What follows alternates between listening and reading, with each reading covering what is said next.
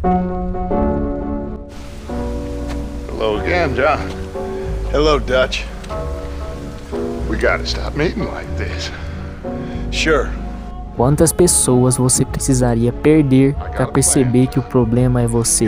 Quantos planos precisam dar errado até aceitar que não existe plano nenhum? I don't doubt it. Dutch teve tudo: família, seguidores, propósito, e ainda assim perdeu tudo. Não por causa da lei, não por causa do governo, mas por causa da sua própria mente. But I can't give up neither. I can't fight my own nature. That's a paradox, John. Desde o início, Dutch nunca se viu como um bandido. Ele se via como um homem acima das regras. Para ele, o mundo era injusto por natureza, e a lei era apenas uma desculpa para o roubo organizado. Bancos exploram, políticos mentem, então na cabeça de Dutch, roubar eles era quase um ato moral. E como todo mundo sabe, o Dutch falava bastante bonito. I killed Combs' brother. Long time ago.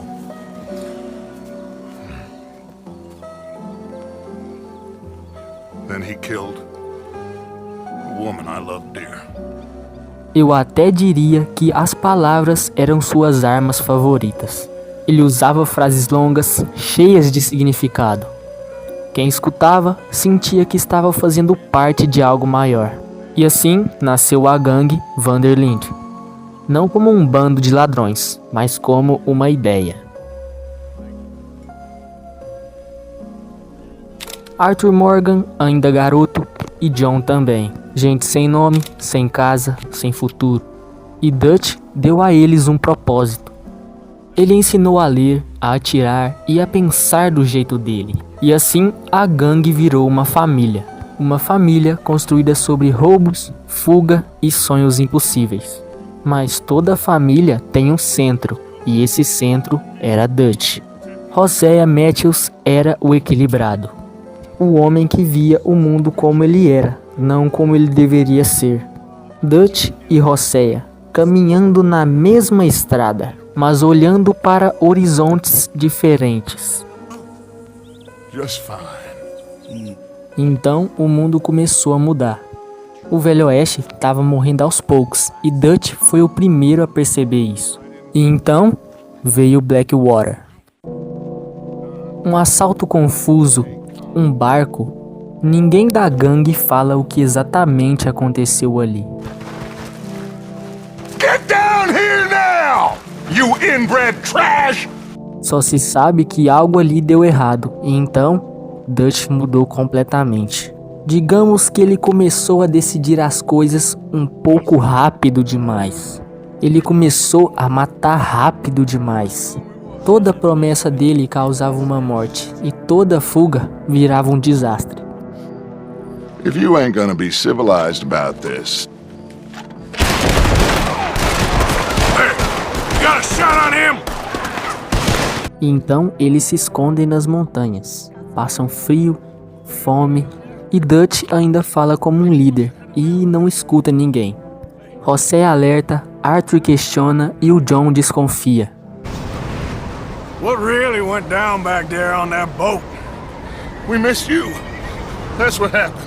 Come on. Oh.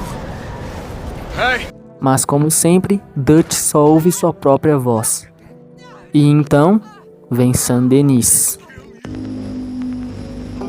Essa cidade representa tudo que Dutch odeia.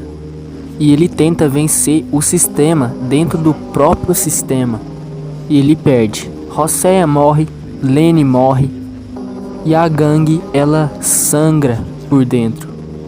Here, be reborn. well, where the hell is Tahiti? South Pacific, an untouched paradise. Who lives there? Tahitians, I guess. E o Arthur, ele começa a enxergar isso. E talvez seja por isso que o Dutch começa a enxergar o Arthur como uma ameaça. E existe uma teoria que tenta explicar esse colapso. e é a teoria do ferimento na cabeça.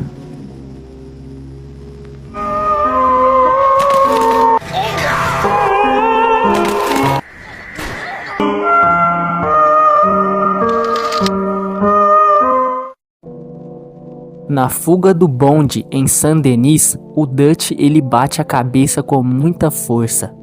E é a partir desse momento que o comportamento dele muda ainda mais. Ele se torna agressivo, paranoico, instável. Ele começa a falar sozinho e também começa a confiar em Micah. Mas talvez o golpe não tenha criado um monstro. Talvez só tenha arrancado a máscara. E enquanto isso, o Arthur adoece e ele vê a verdade que o Dutch não quer ver. What is it? It's not good news. I guess that. You got tuberculosis. Really sorry for you, son. It's a hell of a thing. What do you mean? You're real sick. It's a progressive disease. E nos seus momentos finais, o Arthur ele não luta contra a lei.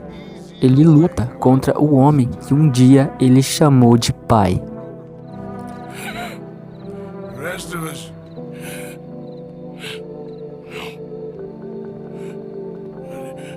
I tried. In the end, I did. Come on. Let's go. We can make it.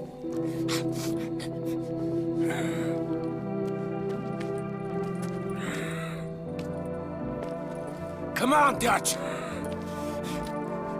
Come on! Ah!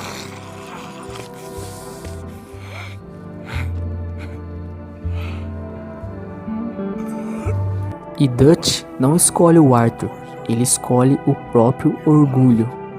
E ele vai embora, sozinho, carregando a ideia de que ainda está certo. Anos depois, em Red Dead 1, o Dutch reaparece, cercado por bandidos e morando nas montanhas. E é aí que nasce outra teoria bizarra, que é a teoria do canibalismo. Quando o jogador explora o último esconderijo de Dutch, ele encontra ossos humanos espalhados pelo local.